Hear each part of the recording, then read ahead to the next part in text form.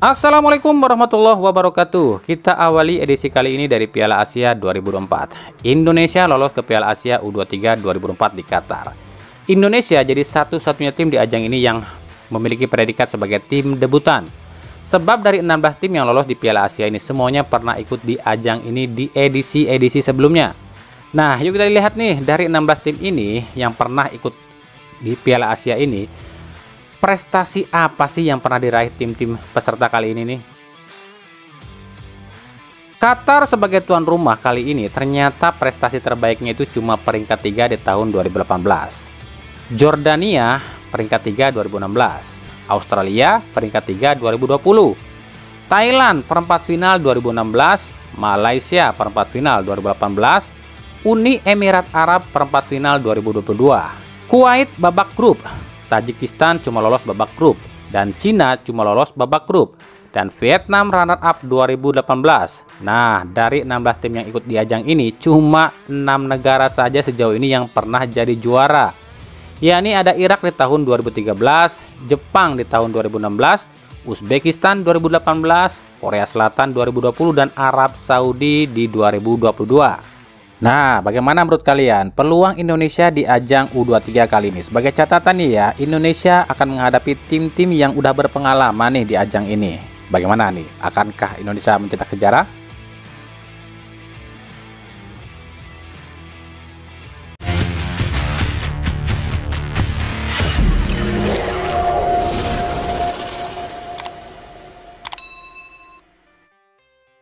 Timnas Indonesia kemungkinan akan lolos secara gratis di kualifikasi tahap pertama Piala Dunia 2026. Hal ini disebabkan calon lawan Indonesia di kualifikasi pertama ini, yakni Brunei Darussalam, terancam dibekukan oleh FIFA. Penyebabnya adalah Brunei gagal menyerahkan statutory audit yang disetujui oleh FIFA. Apa sih statutory audit itu? Statutory audit adalah sebuah audit yang mencakup keuangan sebuah federasi, keabsahan hukum, dan kestatusan di pemerintah. Seperti kita tahu ya, sebuah federasi itu wajib memiliki semua syarat ini. Syarat-syarat seperti keuangan yang independen alias tak dibiayai sepenuhnya oleh negara. Lalu staf federasi pun semuanya digaji oleh federasi, bukan digaji oleh pemerintah. Memiliki sponsor sendiri dan lakukan pendataan laporan pada FIFA per 3 bulan sekali. Nah, sejauh ini Brunei sebagai negara kerajaan diketahui semua sumber pemasukan federasinya dibiayai oleh sang raja alias oleh pemerintah dan tak punya sponsor dari luar. Atas masalah ini bukan cuma timnas Brunei yang terancam di-ban, tapi juga liganya pun terancam dibubarkan. Nah, gimana sob? Ini keuntungan atau tidak nih buat Indonesia?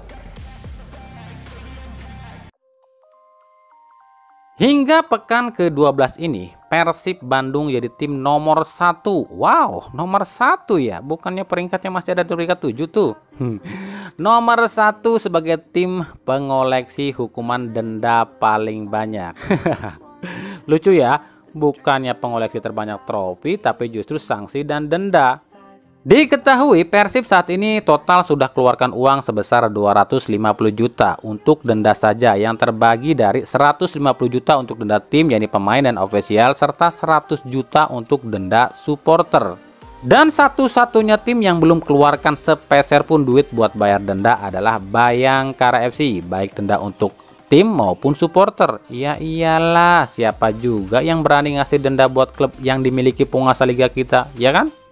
Dan dari data ini bisa dilihat nih, ada tim yang cuma didenda akibat kesalahan tim, ada pula yang didenda akibat ulah supporter. Yang didenda akibat kesalahan tim ada Borneo FC sebesar 100 juta, ada Persikabo sebesar 70 juta, Rans Nusantara FC 70 juta, Madura United 60 juta, dan Bali United 50 juta. Yang artinya 5 tim ini katanya sih belum pernah ada supporter away. Masa sih? Lalu ada tim yang didenda cuma akibat gara-gara ada supporter away doang nih. Belum ada gara-gara kesalahan tim. Ya, ini ada Persik Kediri 50 juta. Ada juga Persita Tangerang 45 juta. Yang artinya 2 tim ini belum pernah dapat 5 kartu kuning dalam satu laga maupun dapatkan kartu merah dalam satu laga. Lucu ya. Padahal Persik Kediri udah 2 kali loh dapat kartu merah, yakni saat lawan Persib dan lawan Barito. Entahlah, nggak tahu saya gimana Komdis ngitungnya. Dan jika ditotal dari pekan 1 sampai 12, Komdis PSSI ini sudah hasilkan uang sebesar 1,8 miliar rupiah. Nah, kira-kira kesampaian nggak nih target kumpulkan duit 5 miliar dalam satu musim dari denda aja? Dan ini 2 kali lipat lebih gede loh yang didapat PSSI dibanding musim lalu, di mana di 12 pekan musim lalu itu PSSI cuma dapat 670 juta aja. Wow, bisnis dan taktik yang pintar ya dari PSSI. Kita beralih ke berita klub, dimulai dari Persebaya. Kementerian PUPR akhirnya memberikan izin pada Persebaya untuk memakai Stadion GBT saat menjamu Arema FC di pekan ke-13. Pihak PUPR cuma mengingatkan agar para bonek bisa menjaga fasilitas stadion, agar nantinya saat digunakan Piala Dunia tak terjadi kerusakan. Awalnya LIB, PSSI, dan PUPR ini nggak mengizinkan GBT dipakai lagi dengan alasan mau disterilkan buat Piala Dunia. Tapi para bonek pun melawan dengan kirimkan surat pada LIB dan PSSI dan mendemo PSSI. Bahkan kabarnya jika aksi damai di Surabaya ini tak digubris, para bonek akan demo ke Jakarta dan demo ke Bandung. Kok ke Bandung demonya? Ya iyalah, kan Erick Thohir rumahnya di Bandung cuy. Akhirnya LIB dan PSSI pun jiper juga nih dan akhirnya meminta pada PUPR memberikan izin tapi dengan berbagai syarat. Seperti harus benar-benar dipastikan tak ada keributan di stadion, baik itu antar supporter bonek sendiri maupun dengan supporter tim tamu. Lalu juga jika kedapatan ada supporter tim tamu hadir di laga ini, bukan cuma Panpel yang akan didenda, tapi Persebaya pun terancam diusir ke luar Jawa Timur. Ini artinya apa? Ini membuktikan jika kekuatan supporter ini tuh luar biasa dan ketegasan bonek pun patut diacungin jempol, dan PSSI pun ternyata takut juga ya kalau di demo. Tapi kenapa saat larangan supporter away ini nggak ada yang demo ke PSSI dari seluruh elemen supporter?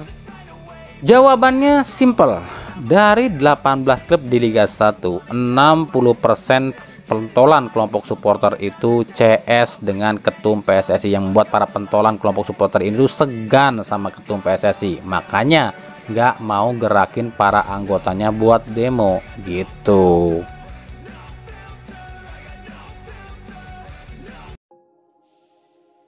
Dari Persib Bandung, ini ada yang unik nih.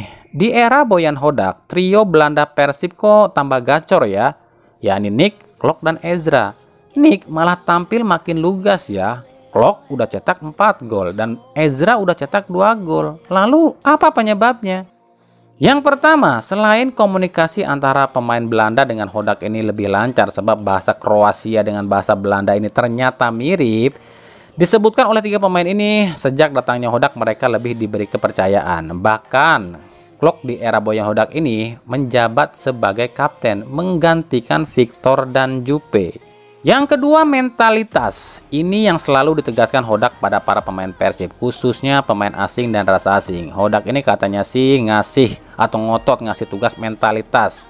Sebab menurut Hodak, pemain asing maupun rasa asing itu harus punya mentalitas lebih bagus dibanding pemain lokal. Nah, gacornya 3 pemain Belanda di Persib ini menimbulkan spekulasi jika William Pluim akan semakin tertarik untuk pindah ke Persib. Apalagi Pluim dipastikan tak akan ikut dalam rombongan PSM Makassar saat berlaga di AFC melawan klub Haiphong dari Vietnam pada Kamis ini. Pluim diketahui masih misterius nih sebab sejak pulang ke Belanda, Pluim tak ada kabar sama sekali. Kalau pendapat kami pribadi gini loh ya. Andai saja Pluim ini naturalisasi, pasti ya oke-oke aja ke Persib. Tapi kalau untuk jadi slot asing, kami pikir ya lebih baik cari yang lebih muda gitu loh. Sorry, cuma pendapat ini loh ya. Nah, saat ini kan ada satu nama pemain muda lain yang lagi jadi sorotan di Persib, yakni Arsan Makarin. 1 asisnya pada Ezra Walian membuat 2 pemain ini dijuluki duet baru di Persib, yakni duet waras alias Walian dan Arsan. Ini pun bisa anti klimaks jika nantinya Arsan ini toh dibajak oleh Persikabo. Jangan sampai Arsan ini jadi Febri Jilid 2 yang menolak ikut Asian ke liga luar negeri tapi akhirnya kini terpuruk di Persib. Bagi yang belum tahu, Essien ini dulu sempat mengajak Febri main di liga luar negeri di klub FK Sabail di Azerbaijan bersama Essien. Tapi Febrina tedaikeun, cenah kajauhan jeung kurang top cenah klubna. Tapi akhirnya ya gitu, terlihat sekarang nih di Persib Febri malah tenggelam.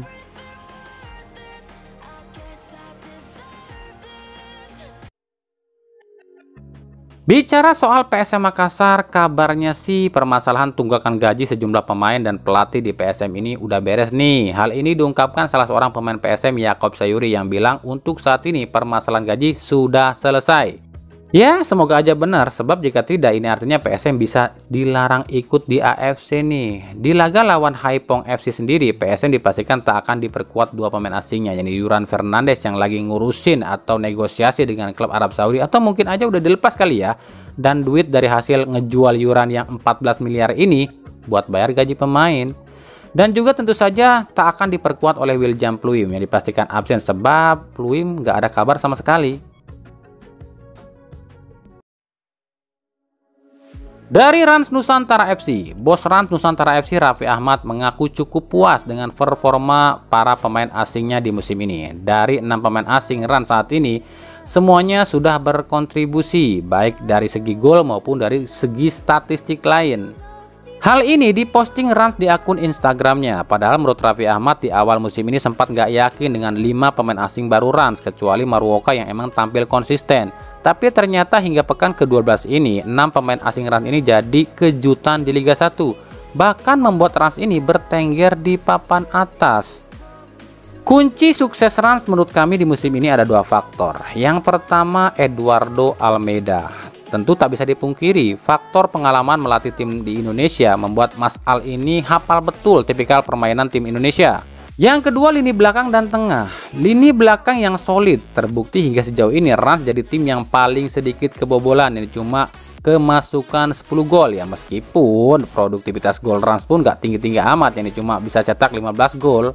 Dan tentu saja lini tengah yang solid yang dikomandoi oleh Paulus Tanggang dan Maruoka membuat aliran bola Rans ini tuh selalu mengalir. Cuma menurut kami ada satu hal yang harus ditambah oleh Mas Al nih di sektor depan. Meskipun semua striker udah cetak gol, tapi jelas ya Evando Brandao ini perlu dievaluasi nih. Nah, gimana menurut kalian?